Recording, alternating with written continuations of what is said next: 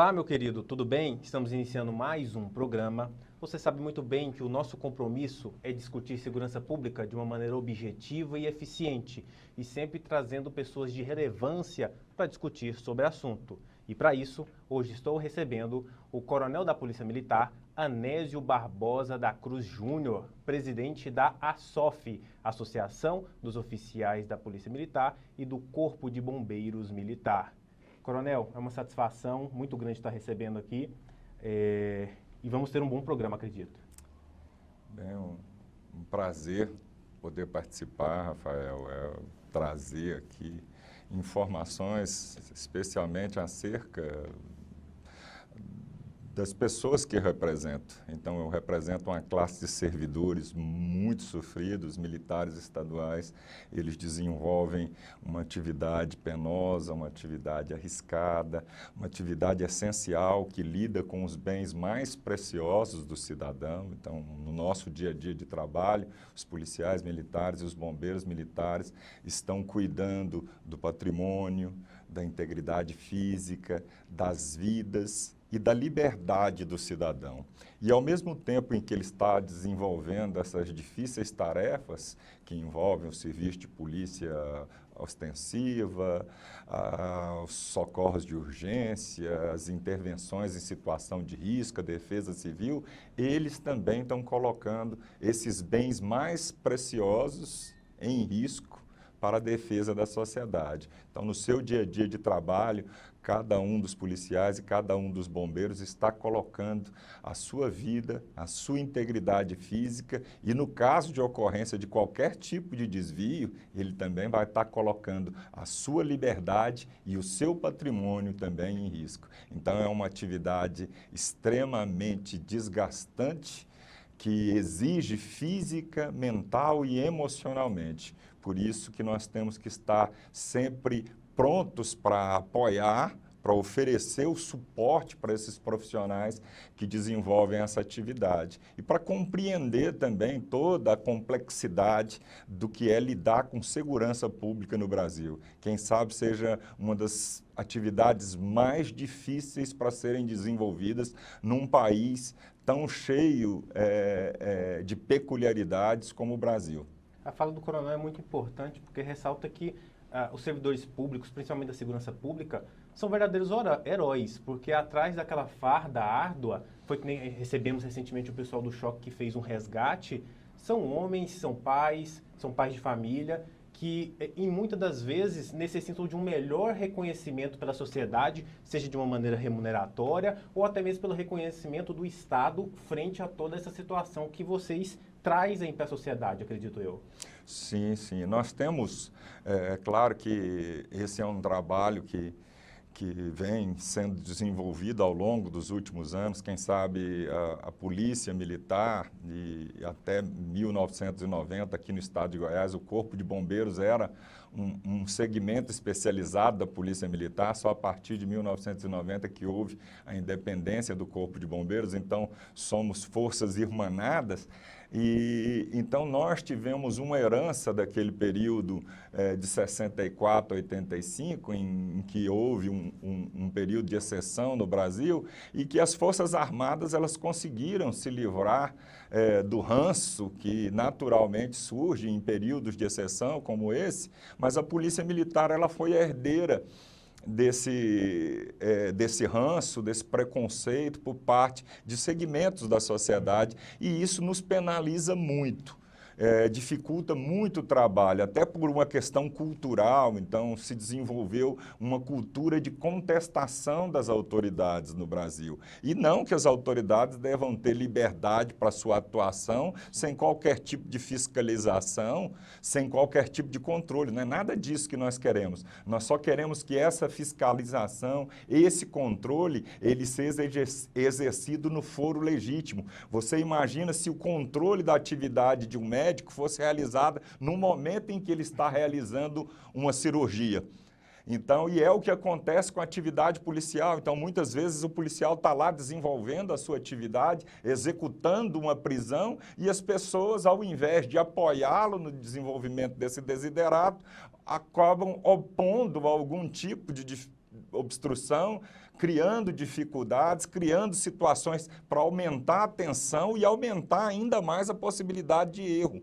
Então, é algo que nós percebemos dentro da nossa realidade e que precisa ser modificada. Nós temos que fortalecer as nossas autoridades, combater os desvios, punir rigorosamente os desvios. Então, nós não podemos permitir excessos, abusos de autoridade, nada disso pode ser permitido. Nós temos criado procedimentos operacionais padrões que devem ser devidamente observados por todos que estão nas ruas desenvolvendo as suas atividades, devem ser cobrados e respondem. Nós temos uma legislação extremamente pesada que pune administrativamente, que pune penalmente quem desvia de conduta, mas que a sociedade ela tem que compreender a dificuldade dessa missão e apoiar quem está fazendo esse trabalho. E é claro que hoje em dia nós temos uma série de recursos que permite o acompanhamento e a produção de provas de qualquer tipo de desvio que esteja sendo cometido. Então, não raras vezes nós recebemos aí imagens que revelam desvios de conduta, que revelam abusos, e aí sim, no foro legítimo, se busca então a responsabilização, a identificação daquela pessoa que porventura tenha cometido, daquele profissional que porventura tenha cometido erro, e aí a partir disso que sejam tomadas essas providências. Mas no seu dia a dia de trabalho, ele tem que receber a compreensão e o apoio da sociedade, como nós assistimos isso em grande parte dos países desenvolvidos. Então, que existe um apoio da sociedade para o desenvolvimento dessas atividades, tanto as desenvolvidas pela polícia quanto pelo Corpo de Bombeiros. Então, são parcerias que se solidificam em benefício da vida em sociedade. Então, é algo que é muito importante para ser desenvolvido dentro do Brasil, que é essa cultura de coletividade. Nós ainda temos uma preocupação muito grande apenas com os nossos próprios interesses pessoais. Então, olha, o que viola o meu interesse pessoal, os meus direitos individuais, isso me gera uma revolta, mas o que afeta os direitos coletivos, o que envolve a vida em sociedade já não me afeta tanto. A coisa pública, ela ainda não é vista com a devida responsabilidade por todos os cidadãos. Então, nós todos somos responsáveis pela segurança pública, nós todos somos responsáveis pela paz social, cada um de nós tem que fazer o seu papel. É claro que o poder público, através dos órgãos responsáveis diretamente por essas atividades, tem um quinhão maior de responsabilidade, mas isso é uma responsabilidade de todo cidadão, inclusive está na nossa Constituição. Em relação à segurança pública, o artigo 144 fala que a segurança pública ela é um dever do Estado, direito e responsabilidade de todos. Então, nós precisamos desenvolver essa cultura de responsabilidade para com a segurança pública. O coronel apontou uma coisa de suma importância, que é um sacerdócio que vocês prestam para a sociedade, mas não deixa de, infelizmente, em alguns momentos, ser um peso nas costas, mas que vocês realmente são forjados para isso. Mas o coronel tem uma história muito bonita, o coronel tem um vasto currículo, até mesmo quando a produção recebeu. Eu gostaria de saber um pouco da história, até mesmo para repassar para os nossos telespectadores, porque uma atuação tão vasta, um cabedal tão grande, eu não tenho dúvida que tem vastas experiências para a sociedade. Bem, eu tenho mais de 31 anos de polícia militar. Eu entrei na polícia militar ainda com 16 anos de idade. O meu curso foi o CFO Direito, era o primeiro curso de formação de oficiais, o CFO, curso de formação de oficiais, aliado com a Faculdade de Direito. Então, nós nos formamos oficiais da polícia e bacharéis em direito. À época era um convênio com a faculdade em Anguera. Desde então eu tenho dedicado a minha vida ao estudo da segurança pública, desenvolvi diversas atividades, trabalhei em várias unidades aqui em Goiânia, no 7º Batalhão, no Batalhão de Choque, como o Rotan Comando, comandante do Canil. Também tive a oportunidade de me formar em Educação Física, passar um período em São Paulo, me dedicando também à área de ensino. E quando voltei para Goiás, passei aqui 7 anos trabalhando em unidades escolas, tanto na Academia de Polícia Militar quanto no Centro de Formação e Aperfeiçoamento de Praças, trabalhando especificamente com a formação de soldados, de sargentos e de oficiais, para que nós tivéssemos uma maior qualificação desse serviço. Nós tivemos a oportunidade também de participar de um dos projetos que conquistou verdadeiramente os goianos, que foi o Colégio Estadual da Polícia Militar. Então, o Colégio da Polícia Militar, ele foi idealizado em 1976, lá na Lei 8.125, mas ele saiu do papel em 1998. O primeiro ano letivo foi em 1999.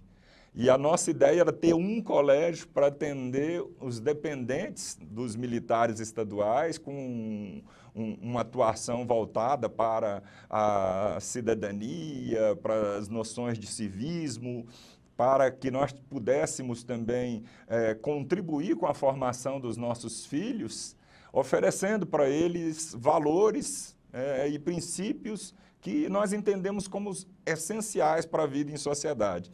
Essa ideia, ela foi uma ideia tão exitosa que já no primeiro ano nós começamos com 5 salas de aula na Academia de Polícia Militar.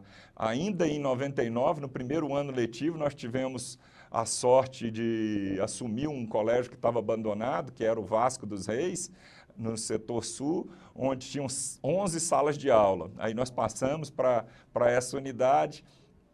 E lá nós desenvolvemos, então, com um pouco mais de liberdade, esse projeto político-pedagógico muito interessante. E aí, no final de 99, quando o Hugo de Carvalho Ramos, que era para ser uma escola modelo nos anos 80, uma escola com estrutura nababesca realmente, então tinha um ginásio gigante, tem ainda, né, um ginásio gigantesco, refeitório, um investimento muito grande em estruturas feito ainda no final dos anos 70, começou a funcionar no início dos anos 80, e no final dos anos 90, então 20 anos depois, ela estava enfrentando uma realidade de violência, de drogadição, praticamente inviabilizando as atividades letivas dentro daquela escola. E aí a Secretaria de Educação, a professora Jaqueline, professor Vanderlan, na época nos procuraram e buscou entabular essa parceria com a Polícia Militar. E a partir de então, nós passamos a desenvolver o projeto Colégio da Polícia Militar em parceria com a Secretaria de Educação. Então, antes ele era uma escola conveniada e deixou de ser uma escola conveniada e passou a ser uma parceria entre Polícia Militar e Secretaria de Educação. Deu muito certo, os resultados já de início foram muito bons e isso acabou promovendo ali uma expansão desse projeto. Eu tive a oportunidade de trabalhar nesses últimos anos da minha carreira como comandante de ensino, antes de assumir a Associação dos Oficiais. Eu fui comandante de ensino por 3 anos, subcomandante por 1 ano, e nesses 4 anos nós tivemos a instalação de 43 unidades do Colégio da Polícia Militar. Então, nós temos 60 unidades em funcionamento. Eu tive o prazer de participar da implantação de 43 delas, atendendo 35 municípios aqui no estado de Goiás. É claro que existe ali ainda, né, uma diferença muito grande em termos de estrutura e da própria qualidade de ensino que é oferecido nas escolas mais estruturadas, como o Hugo de Carvalho Ramos, o Vasco dos Reis, o César Toledo, que é de Anápolis e é o número 1 do Brasil em termos de escola pública. Então, é a escola pública com melhor melhores resultados nas avaliações diagnósticas, isso orgulha Goiás, porque além do César Toledo em Anápolis, nós temos também o Gabriel Issa, nós temos o Arlindo Costa, então mesmo unidades que foram recém-criadas, que apresentaram um crescimento e um desenvolvimento pedagógico muito acentuado, que realmente impressiona, isso tudo graças a essa parceria entre comunidade, porque é o principal, né? Então é a comunidade como principal e o poder público como acessório através da Polícia Militar e da Secretaria de Educação. Então o poder público ele oferece ali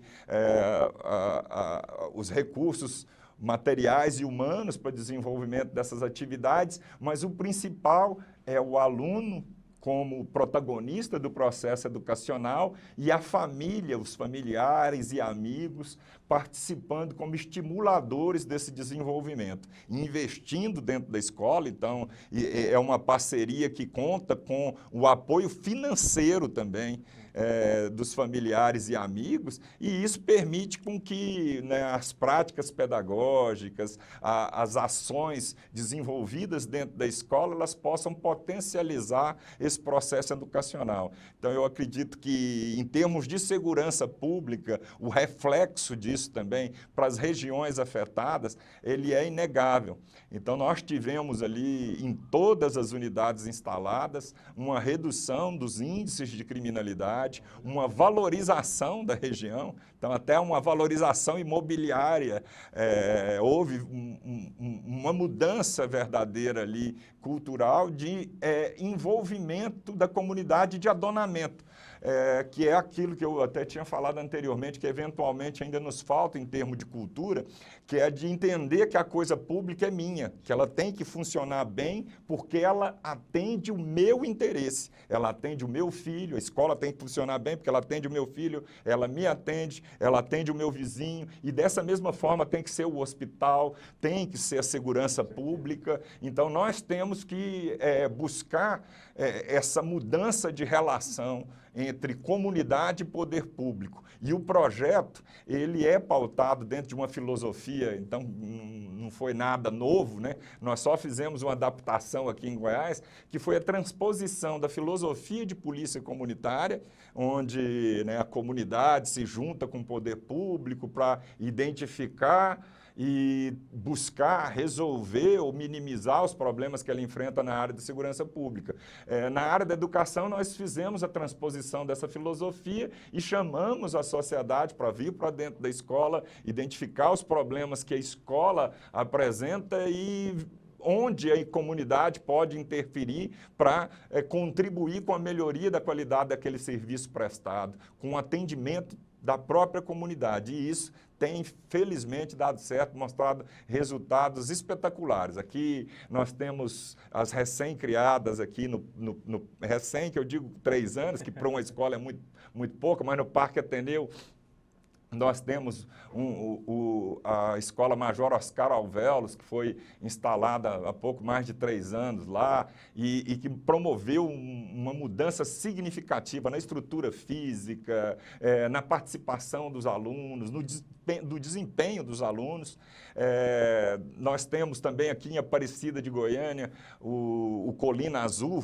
Então, o Colina Azul é um exemplo de mobilização da comunidade. Hoje, essas escolas elas contam com piscinas, com quadras cobertas, com salas climatizadas, com acompanhamento, monitoramento, vigilância através de câmeras. Então, com os pais podendo participar das decisões que são tomadas dentro da escola. Então, é uma postura que, por mais que alguns críticos que nós temos que receber sempre bem as críticas, então tem muitos críticos do projeto que falam que é uma tentativa de substituição das obrigações do poder público, que o Estado é que tem que honrar com isso. Nós concordamos, o Estado tem sim, é um dever do Estado fazer com que todos tenham acesso à educação de qualidade, o Estado tem que investir na educação. Nós não queremos afastar o Estado de nenhuma de suas obrigações, mas nós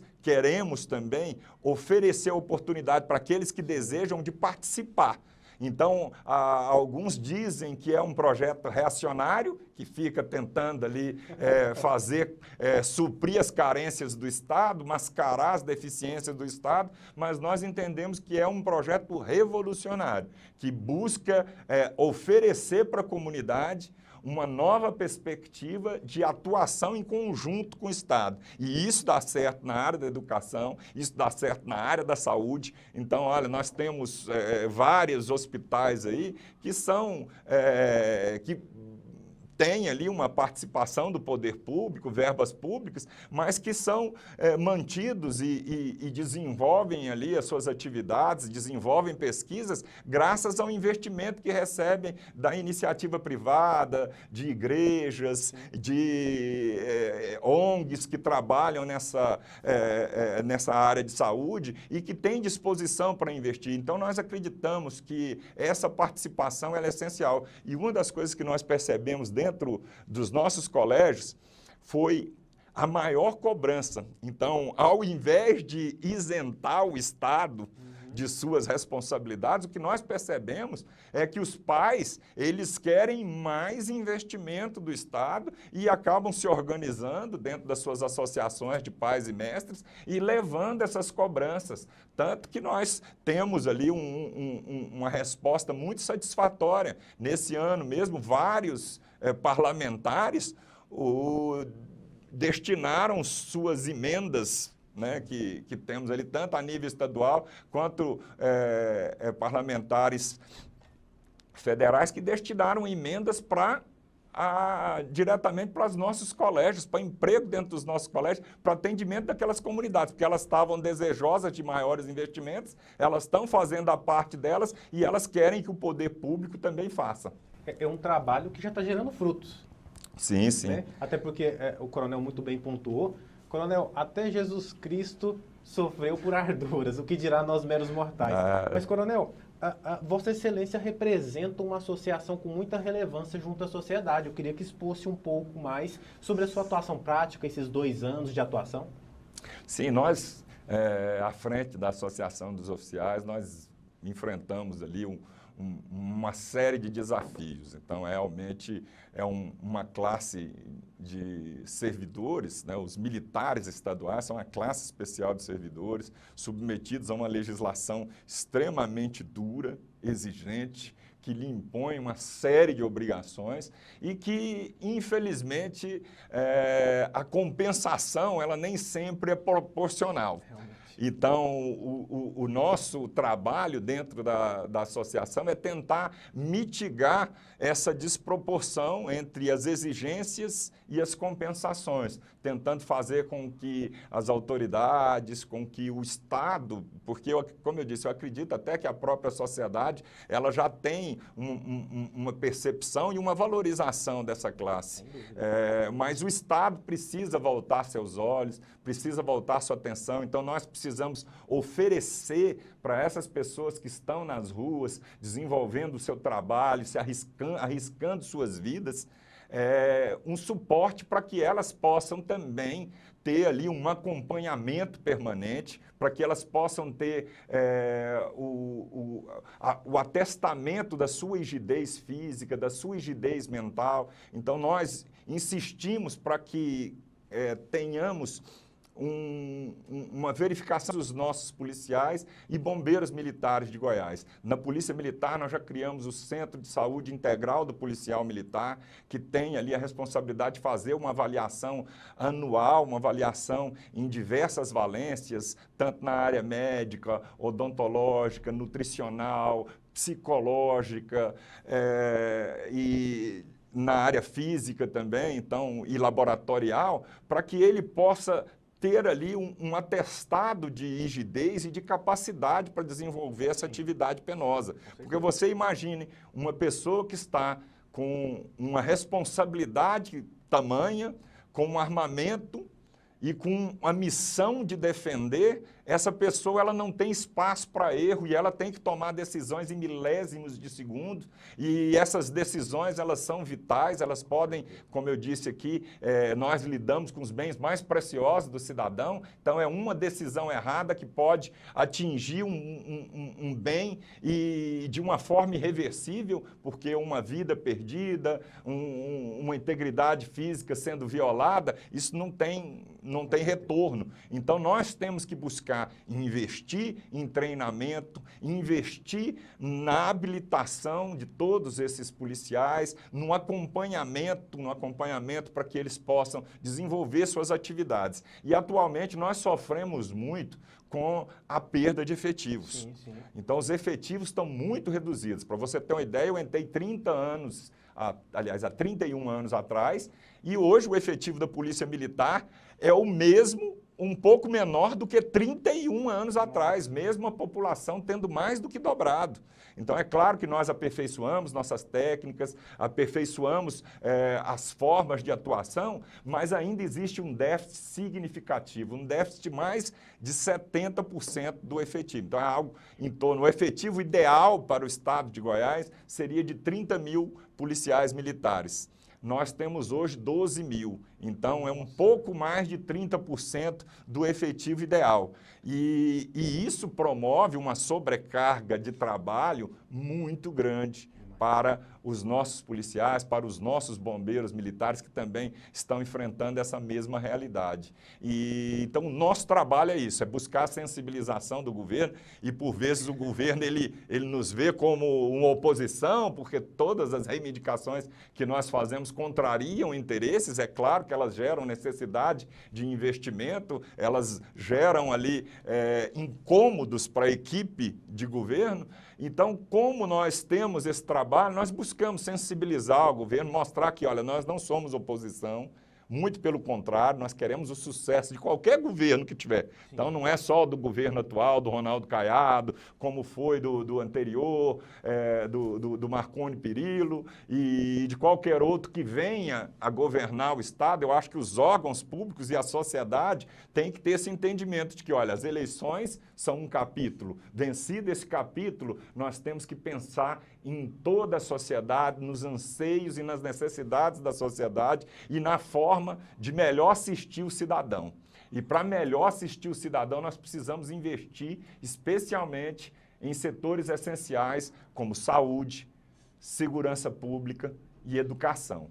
E dentro desses setores essenciais para o investimento do Estado, com toda certeza a educação é de maior relevo, porque a educação ela é capaz de fazer com que os resultados nas outras áreas sejam otimizados. Então, uma educação de qualidade ela pode favorecer o desenvolvimento de todas as ações na área da saúde e da segurança pública. Coronel, o tempo passa muito rápido, não conseguimos falar metade da experiência que o coronel tem, mas eu quero aqui agradecer a sua presteza, o espaço na agenda de se fazer presente no programa e colocar sempre o programa de portas abertas para você, coronel. Para mim foi um prazer, Rafael, estou à disposição. É sempre muito importante a gente buscar esse espaço junto à mídia, de projeção, de discussão com a sociedade. Então, foi um prazer participar aqui do Sociedade Alerta e conte sempre conosco. O prazer foi todo nosso, coronel. E veja bem, querido telespectador, até porque é uma notícia que se liga até à própria representatividade do coronel. Olha essa notícia. Em Lusiânia, uma recém-nascida de apenas 21 dias engasgou com a própria saliva, não tendo sinais de vida.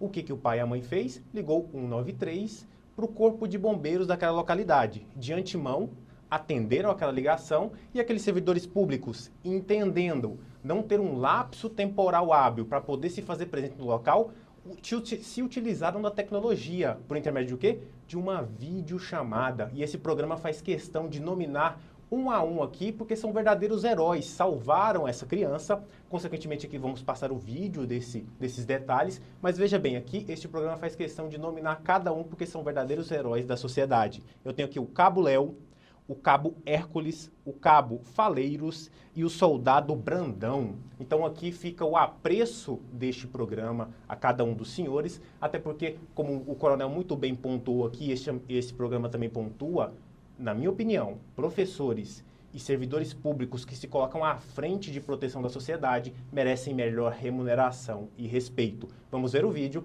e vamos para um rápido intervalo.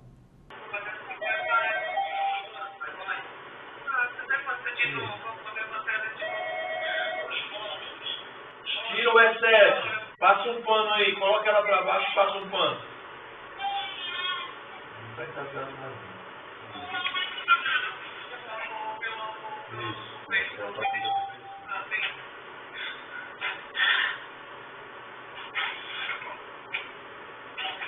Como é que é o nome do senhor?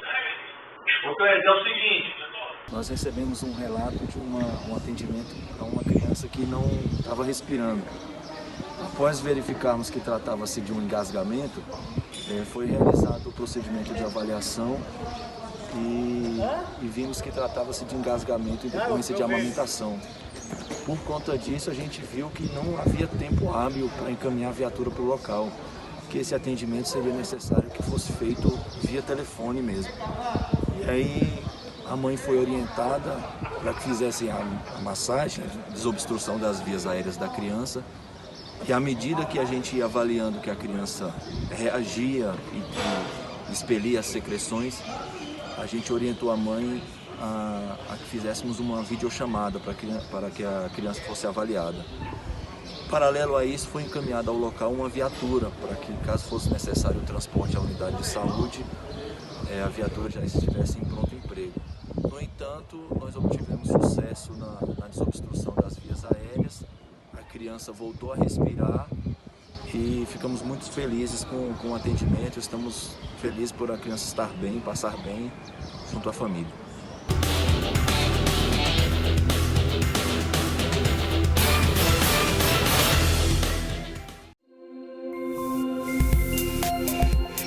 Você está assistindo Metrópole News TV. Quando, onde e como, é você que decide.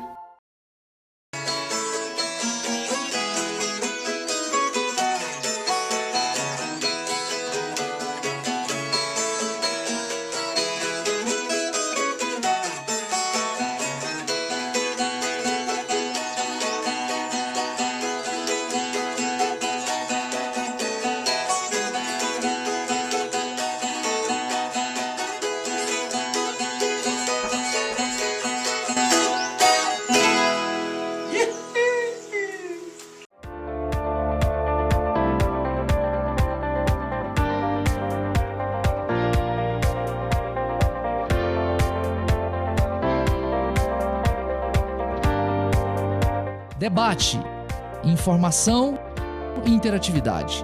Questões relevantes para o mundo jurídico e para a sociedade. Você encontra aqui no Debatendo Direito. Toda quarta, às 22 horas, na TV Metrópole. Situada na cidade de Goiânia, a Dinastia Contábil conta com uma equipe formada por profissionais altamente capacitados. Aberturas de empresas, departamento jurídico, departamento de marketing, abertura de conta bancária, cartão BNDES. Dinastia Contábil, o nosso trabalho é dedicado à prosperidade de nossos clientes. Avenida Transbrasiliana, número 55, setor Nova Suíça, Goiânia. Telefones 3624-8008 ou 3624-8088.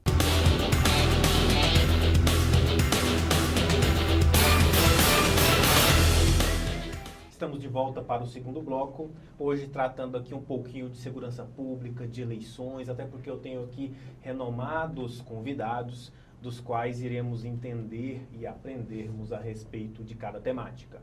Recebo aqui o Dr. Jamil Matar, advogado criminalista, presidente da Comissão de Direito Criminal e Políticas Públicas da OAB de Aparecida de Goiânia. Tudo bem, doutor? Tudo bom, graças a Deus. Eu que agradeço a oportunidade de estar aqui hoje com você, doutor Rafael, que nós já nos conhecemos há 5 anos, né? Sim. E de lá para cá a gente vem observando a sua atuação, a sua conquista cada vez mais por prestígio e experiência. Parabéns, viu, doutor? A satisfação é toda nossa, doutor, até porque aqui nós sempre trazemos profissionais de relevância, e Vossa Excelência tem muita relevância no cenário criminal, doutor. E também aqui tenho o doutor Glauco Borges de Araújo Júnior, advogado eleitoral. Tudo bem, doutor? Graças a Deus, tudo bem, Rafael. Agradecer aqui a esse convite, em participar desse honrado programa. E para mim é uma honra mesmo participar de um tema tão relevante que é a segurança pública. A minha primeira experiência profissional, Rafael, foi com tenente e vereador, ou seja, direito eleitoral, política e segurança pública. Então, me sinto honrado aqui em poder participar hoje desse programa. Olha só, até porque esse é o entendimento deste programa. Podemos tratar de segurança pública aqui com uma oxigenação de profissionais de cada um de sua área.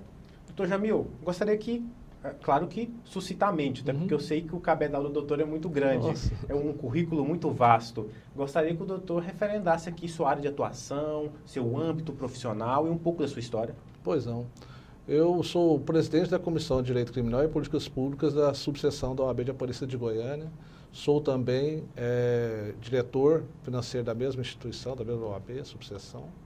E atuo na área criminal e área civil. Já há vários anos a gente tem aí encampada essa luta, né? Que é principalmente a área criminal.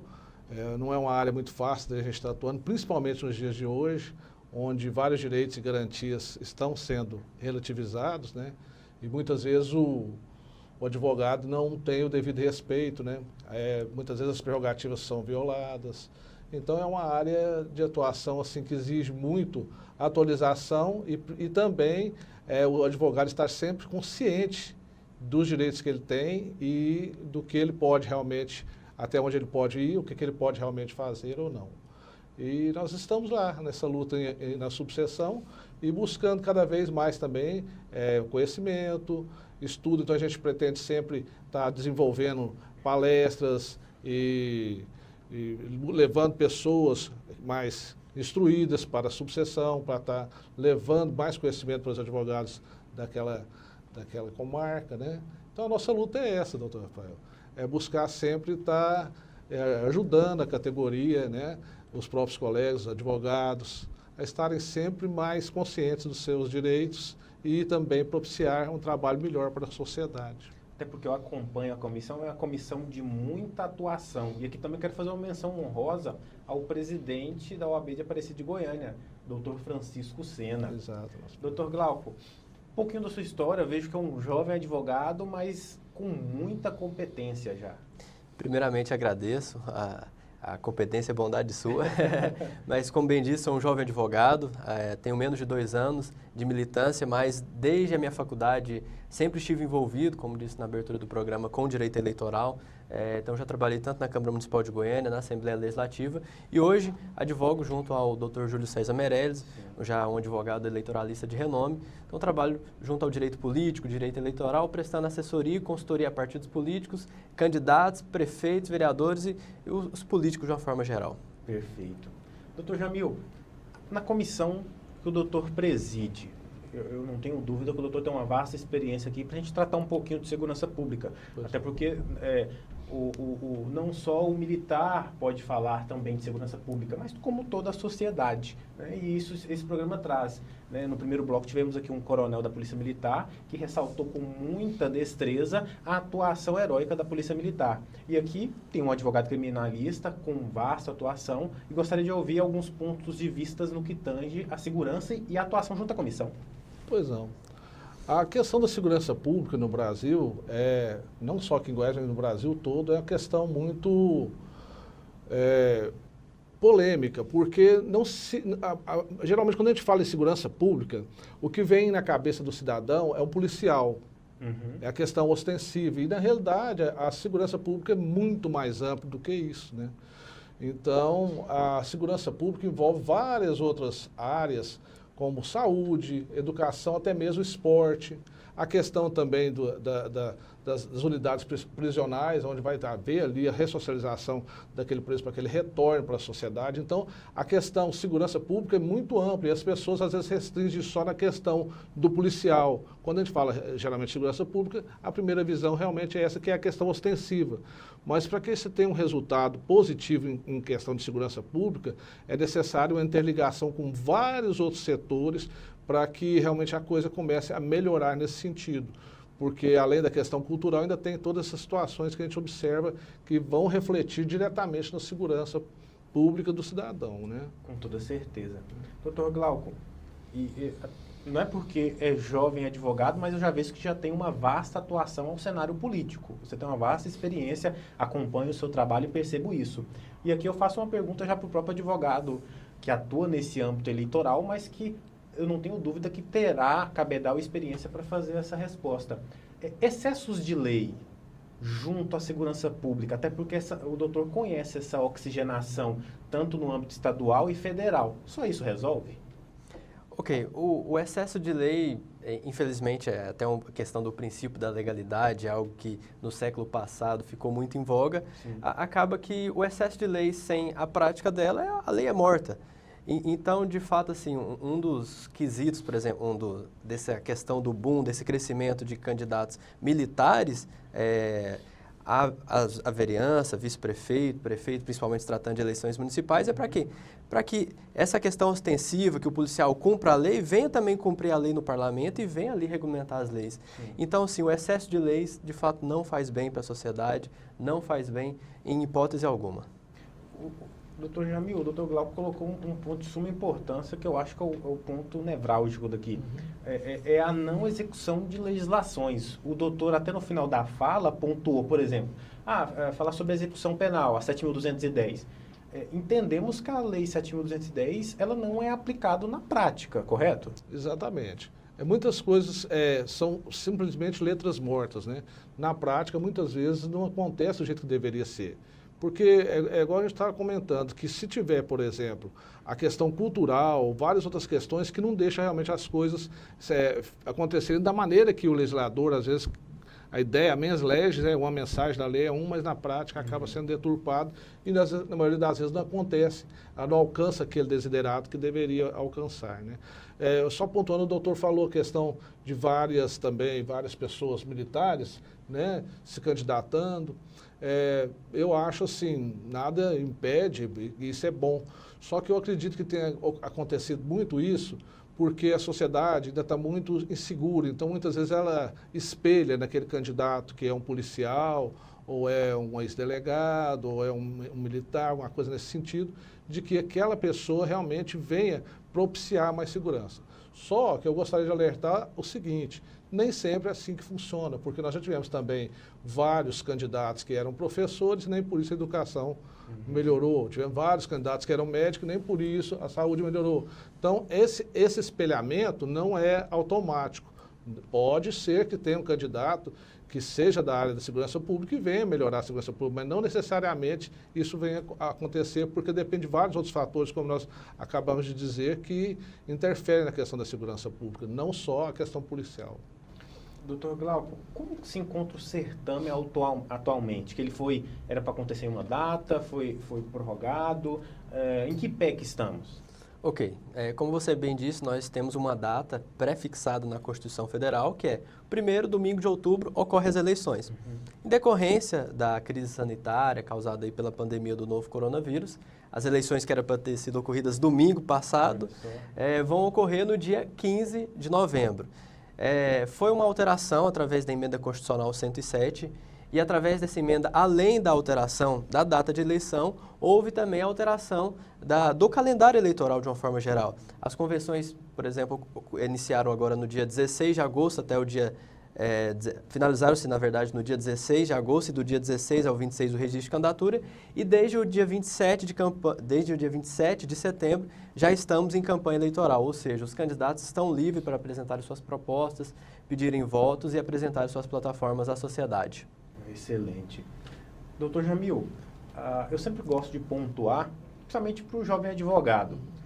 Junte-se à sua OAB, né, procure uma comissão de atuação, como que está a atuação da comissão? A comissão ela tem atuado bastante nesse sentido de buscar trazer mais informação para o advogado que participa ali e também para que aquele advogado que participa da comissão possa estar indo também em escolas, realizando palestras, levando conhecimento do que realmente os direitos que o cidadão tem. Então, a Comissão de Direito Criminal e Políticas Públicas da subseção, ela vai além da questão interna, somente da questão jurídica. A gente busca sempre utilizar do conhecimento dos colegas advogados para levar mais conhecimento para a sociedade. E a gente tem alcançado. Infelizmente, agora, com essa questão que veio, né, da questão do isolamento social, nós tivemos que recuar um pouco e desde o início do ano, a partir de março, não tivemos mais como realmente realizar as questões do contato pessoal, né, levando essa informação e buscando mais, assim, estar próximo da sociedade como um todo. Mas, pelo que a gente percebe, logo, logo estamos voltando com essas atividades. Até as nossas reuniões internas da subseção em relação aos colegas ficam um pouco prejudicadas. Hoje nós fazemos as nossas reuniões, né, por meio da internet, né, e não tem mais aquela questão presencial até que essa questão da pandemia realmente se finde. Entendo. Doutor Glauco, eleições. Não tem como fugir a esse tema, a esse assunto. Eu vi que nos Estados Unidos, por exemplo, pode-se votar mediante correios, estão se discutindo a você no conforto da sua casa poder votar pelo telefone celular. Como que o doutor vê esse avanço e o doutor acredita que isso é benéfico ou maléfico para a democracia? Então, você citou um ponto bem importante, que é a questão do voto pela internet. O TSE, até em decorrência dessa pandemia, digamos assim, flexibilizou muitas das coisas. Por exemplo, as convenções partidárias eram feitas de forma presencial. O que o TSE fez? Flexibilizou e permitiu que essas convenções fossem feitas de formas virtuais, seja por aplicativo, seja até por alguns aparelhos ali de tecnologia, ok. Agora também o TSE, inclusive, abriu um edital para discutir a possibilidade no Brasil do voto pela internet. E, inclusive, esse edital esteve aberto até o dia 1º de outubro. Algumas empresas credenciaram ali para participar desse edital para discutir a questão do voto na internet. Nas eleições de 2020, o voto ainda é pela urna presencial. Entretanto, vai se montar um stand digamos assim, de teste em 3 municípios: São Paulo, Curitiba e Valparaíso de Goiás. Para quê? Para discutir a questão da implementação, como que vai ser a aceitação do eleitorado, do cidadão de uma forma geral, na questão da votação virtual. Ok, devemos aproveitar essa pandemia em alguns contextos. Um desses é a questão da utilização da tecnologia. Sim. Então, é um debate interessante, como você citou, em alguns estados, nos Estados Unidos da América, há a questão do voto pelos correios, algo que no Brasil, assim, seria até inviável pela má prestação de serviço dos próprios correios. Então, aí a gente já entraria em outra esfera, talvez econômica, aí de privatização do correios, enfim. Mas a questão do voto da internet é interessante. Mas, ao mesmo tempo que é interessante, ela vai contrário a tudo que a urna eletrônica prega. Porque, assim, há as suas desconfianças em relação à urna eleitoral e a justificativa da Justiça Eleitoral que é: não há fraude, por quê? Porque a urna eletrônica não há acesso à internet. Ou seja, se não há acesso à internet, então não há como rastrear possíveis hackeamentos. E quando isso vai para a internet? Aí surge esse questionamento. Então, eu acredito que é algo salutar, é algo interessante, que deve, sim, de fato, aplicar, até porque hoje a cidadania, de uma certa forma, está sendo, sim, praticada através da internet. Há abaixo-assinado, manifestações, que, inclusive, ali o cidadão opina, manifesta sua opinião em relação a determinados temas. Então, é salutar, sim, a questão do voto pela internet. Entretanto, a Justiça Eleitoral deve sim se precaver para que não haja indícios de hackeamento e caso haja também, a gente sabe que na internet tudo isso é rastreável, tudo isso é possível de descobrir, caso isso ocorra, venha a ocorrer as penalidades devidas a quem cometeu esses ilícitos. Doutor Jamil, devido à pandemia, o processo criminal do Estado de Goiás, que não era virtual, está passando a ser digitalizado. E eu sempre gosto de pontuar que o doutor, como advogado criminalista, ele pontua uma maior celeridade do processo. Até porque, consequentemente, entendemos que isso é melhor para o jurisdicionado, melhor para a justiça e para a sociedade. Esses processos digitalizados, eles vêm para beneficiar a sociedade? Não, eu acredito que realmente, em vários aspectos, ele veio para beneficiar, ele ajuda. Por exemplo, o advogado tem acesso aos autos dentro do seu próprio escritório, facilita para fazer alguma petição urgente ali, já protocola imediatamente. Então, eu acho assim que o ganho é enorme, só de não ter que estar deslocando para ir em fórum, para estar indo até mesmo em audiências, né? Agora, essa questão das audiências é que realmente vem causando, virtuais, é que vem causando polêmica, porque algumas questões, principalmente na área criminal, a necessidade de que a testemunha, a parte que está sendo ouvida, ter aquele olho no olho, que você está olhando dentro do olho, vendo se realmente está vendo verdade. O próprio juiz, para poder estar julgando, vai estar observando essa questão, que é o que a gente fala, o calor da audiência. Então, nesse aspecto, eu acho que vai ter que ainda fazer um bom estudo para ver como é que vai ficar, principalmente nas questões de julgamentos de tribunais do júri, onde é a oportunidade que o advogado tem para convencer os jurados, a longa distância, por meio de uma câmera, perde aquele calor e o jurado não vê o olho do advogado quando está falando no momento com ele, aquele convencimento fica muito prejudicado. Então, nós entendemos assim que, em alguns aspectos, foi maravilhoso, muito bom e tudo, só essas questões das audiências, principalmente quando houver uma instrução ou questão do tribunal do júri, que ainda vai precisar ver como é que vai fazer essa situação, porque nós, advogados criminalistas, entendemos, a maioria de nós, não podemos falar em nome de todos, mas a grande maioria, eu integro também a Abraquim de Goiás, e a gente sempre comenta sobre isso lá, que a maioria entende que, principalmente na questão do júri, a necessidade de ser presencial é muito grande. Entendo. Como funciona o processo eleitoral, doutor Glauco?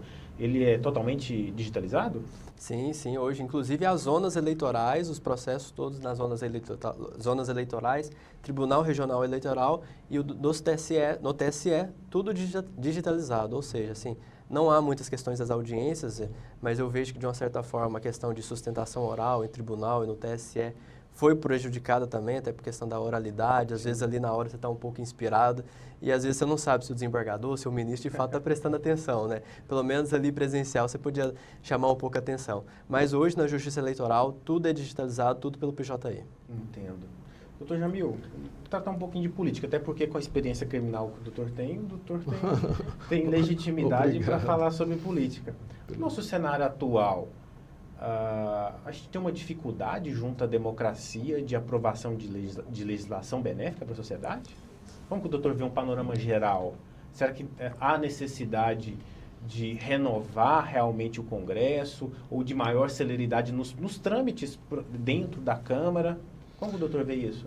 Eu acredito que realmente precisa ter uma mudança na questão política. Porque a Constituição Federal fez agora, recentemente, parece que ontem, 32 anos, isso, né? E é uma Constituição muito boa, maravilhosa, só que alguns pontos realmente precisam ser revistos. E muitas vezes, só por emendas que já passam, parece que mais de 80, e vai ficando essa Constituição toda emendada. Então, eu acho que já está chegando a hora de começarmos a pensar em uma nova Constituição, onde muitos fatores, na época da década de 80, não existiam. Hoje, inclusive questões de internet, questões como o doutor pontuou, de evolução na questão da eleição. Então, várias coisas eu acho que podem ser revistas e integradas. Não que a Constituição nossa seja uma Constituição ruim, mas ela já está com 32 anos. Então, a nova que nós falávamos antes, a nova Constituição Federal já está com 32 e precisa mudar algumas coisas. No cenário político, a gente vê assim que muita coisa melhorou. O que precisa realmente acontecer seria a reforma realmente da política. Entendo. Porque existem questões de gastos excessivos, tanto no judiciário, quanto no legislativo, quanto no executivo. Então, não adianta um poder ficar falando do outro, quando, na realidade, em todos existem excessos, abusos, né? A gente vê abuso em todas as áreas, independente de qual poder que seja, existem excesso e abuso, e a sociedade já não está admitindo isso mais, despesas, gastos, salários astronômicos. Então, essa questão, tudo isso aí precisa ser muito bem visto e revisto, né?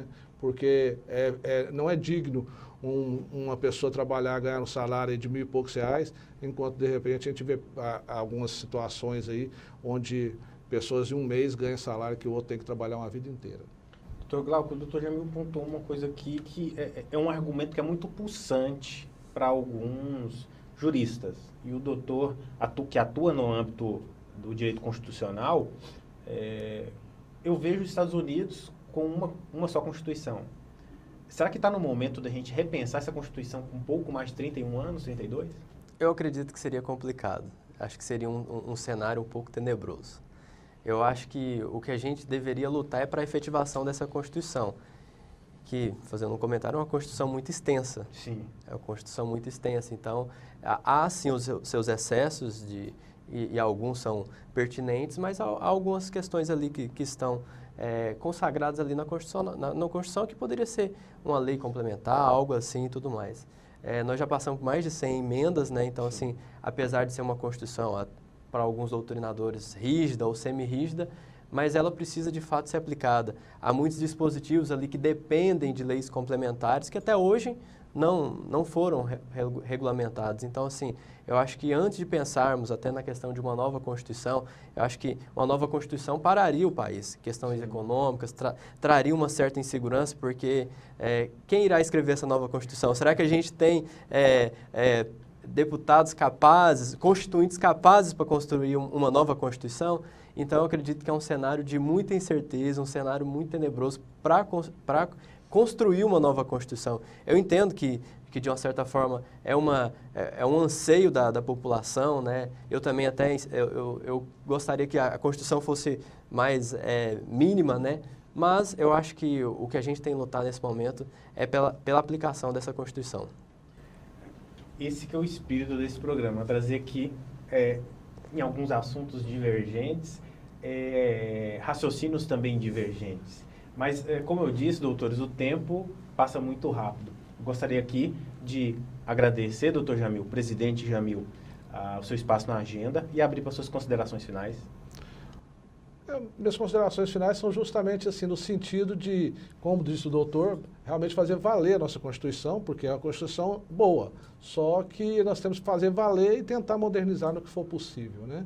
E agradecer mais uma vez a oportunidade de estar aqui hoje e agradecer também poder estar perto do meu colega aqui, que realmente da área eleitoral é um expert. Obrigado. Doutor Glauco, gostaria de agradecer o espaço na agenda, ressaltou muito o programa e abrir para suas considerações finais. Obrigado, Rafael. Obrigado, doutor Jamil. Me sinto muito honrado em poder compor essa bancada desse honroso programa e dizer aos amigos telespectadores que dia 15 nós teremos aí as eleições municipais. Votem consciente, essa é uma eleição muito importante. Apesar de alguns não gostarem de política, querendo ou não, nossa vida cotidiana depende dela. O programa agradece a presença de vocês, sabe que a gente está sempre com a porta aberta para cada um de vocês. E eu quero agradecer vocês terem nos acompanhado, agradecer a sua audiência, nos acompanhem no próximo programa e até breve.